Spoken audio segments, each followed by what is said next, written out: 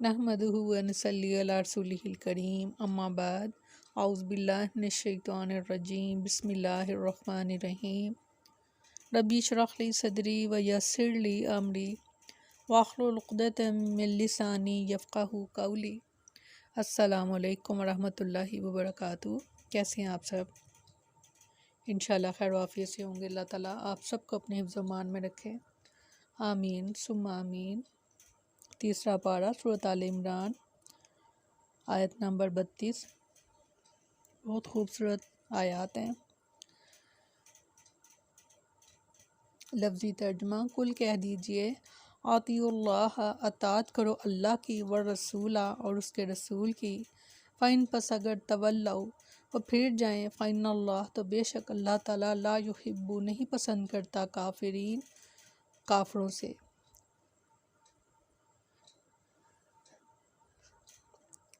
फरमाया कह दीजिए अल्लाह और रसूल का हुक्म मानो, फिर अगर वो मुंह फेर लें तो बेशक अल्लाह काफरों से मोहब्बत नहीं करता। एक तो काफर हैं जो बिल्कुल ही मुनकर हैं, और एक काफर वो भी हैं कि जो आयात का इनकार करते हैं।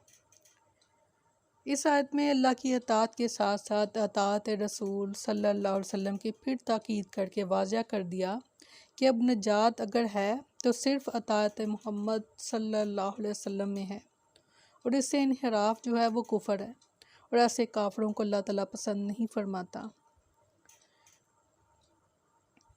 इस आयत में अल्लाह ताला की अताअत के साथ और रसूल यानी मोहम्मद सल्लल्लाहु अलैहि वसल्लम की अताअत का मुस्तकिल हैसियत से हुक्म दिया गया है,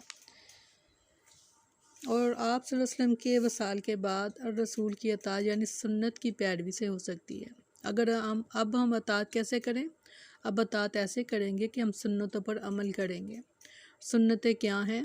वज़ू कैसे करें, नमाज कैसे पढ़ें, कुरान पढ़ना है तो उसका क्या तरीका होगा, और खाना कैसे खाएं, पानी कैसे पिएं, ये सब की सब सुन्नत हैं। तो इस पर हम अमल कर तो ये पैरवी कर सकते हैं। इस तरह से हम पैरवी करेंगे अल्लाह और उसके रसूल की, क्योंकि आप सल्लल्लाहु अलैहि वसल्लम अपने जी से ना कोई बात कहते हैं और ना कोई अमल करते हैं। वो जो भी अमल करते हैं, जो भी बात कहते हैं, अल्लाह के इज़्न से, अल्लाह के हुक्म से। तो इसलिए इस आयत में वाज़िया कर दिया गया कि अताअत करो अल्लाह की और उसके रसूल की। और पिछली आयत हमने पढ़ी थी कि अगर तुम अल्लाह की मोहब्बत पाना चाहते हो तो क्या करो। नुस्खा बता दिया गया हमें कि आप सल्लल्लाहु अलैहि वसल्लम की पैरवी करो। उसके बदले में आपको क्या मिलेगा? उसके बदले में अल्लाह ताला आपके गुनाहों को माफ़ कर देगा और आपको बख्श देगा। इससे बेहतरीन मेरा नहीं ख्याल कोई सौदा, कोई तजारत हो सकती है। इस आयत में वाज़िया कर दिया कि अताअत करो अल्लाह की और उसके रसूल की। आपको मालूम है कि कुरान जो है वो क़यामत तक ऐसे ही रहने वाला है, और उस पर अमल ऐसे ही किया जाएगा जैसे कि अब किया जा रहा है या आज से 1400 साल पहले किया जा रहा था। यानी ये शर्त है आपके लिए, जैसा कि मैंने पहले बताया आपको कि ये इसके बग़ैर चारा ही कोई नहीं है। अगर अल्लाह ताला की मग़फ़िरत चाहते हैं, अल्लाह की मोहब्बत चाहते हैं, तो फिर उसके लिए हमें आप सल्लल्लाहु अलैहि वसल्लम की पैरवी करनी होगी, उनकी सुन्नतों की पैरवी करनी होगी। और इरशाद फरमाया सूरत अनफ़ाल में, ऐ लोगो जो ईमान लाए हो, अल्लाह का और इसके रसूल का हुक्म मानो और उससे मुँह ना फेरो जबकि तुम सुन रहे हो। क्या आप सुन रहे हैं? मैं आपको बता रही हूँ, तो क्या आप सुन रहे हैं? जबकि तुम सुन रहे हो।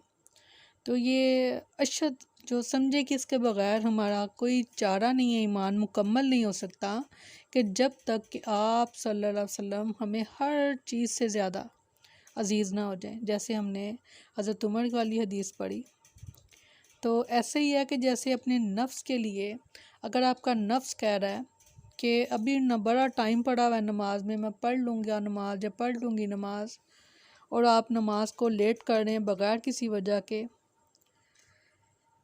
तो आप सल्लल्लाहु अलैहि वसल्लम की सुन्नत की आप पैरवी नहीं कर रहे, आप उससे इनकार कर रहे हैं। क्योंकि आप सल्लल्लाहु अलैहि वसल्लम ने फरमाया कि नमाज को उसके पहले वक्त पर पढ़ो, यानी नमाज को उसी वक्त फ़ौरन पढ़ो जबकि अज़ान दे दी जाए। तो अगर आप इतनी सी बात की भी पैरवी नहीं करते, तो आप देखें कि आप फिर किस गिनती में आ रहे हैं। تو کوشش کیجئے، محبت کا دعویٰ صرف ہمیں کامیاب نہیں کرے گا جب تک کہ ہم آپ صلی اللہ علیہ وسلم کی ایک ایک سنت پر عمل نہیں کر لیتے۔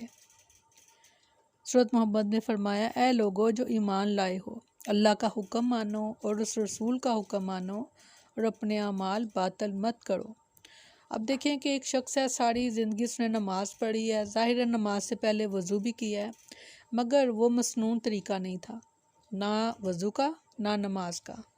تو اس شخص کے لیے پھر کیا ہے، اس کے سارے اعمال کیا ہوگے؟ باطل، یعنی وہ قابل قبول ہی نہیں ہے۔ وہ چیز جو سنت کے مطابق نہیں ہے وہ قابل قبول ہی نہیں ہے، یعنی آپ کے وہ سارے اعمال جو سنت کے علاوہ تھے تو وہ سارے کے سارے کیا ہوئے؟ باطل۔ اور سورۃ مائدہ میں فرمایا، اور اللہ کا حکم مانو اور رسول کا حکم مانو اور بچ جاؤ، کس سے؟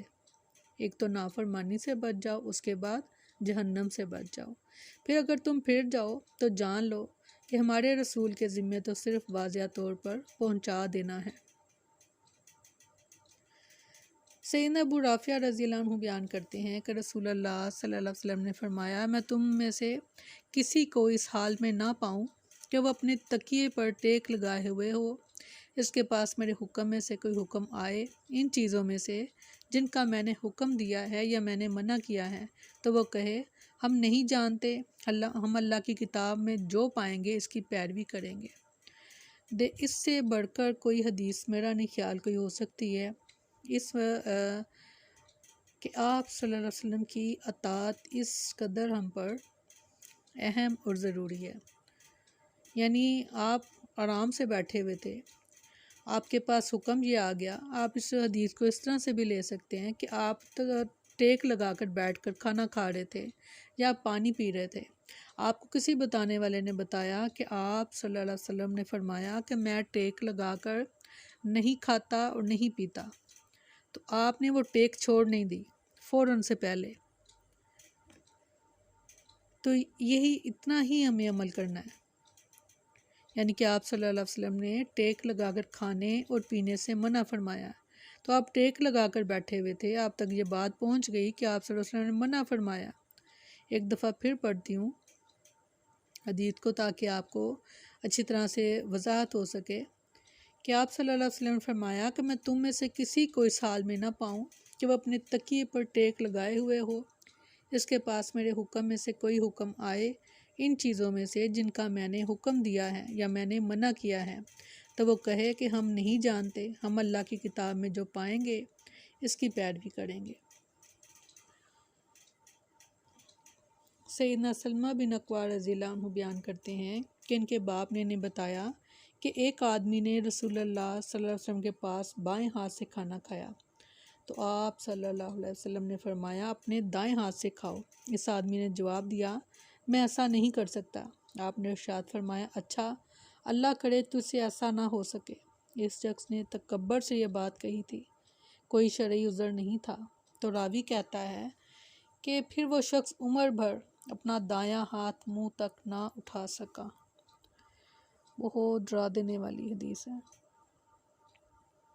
اسی طرح ہی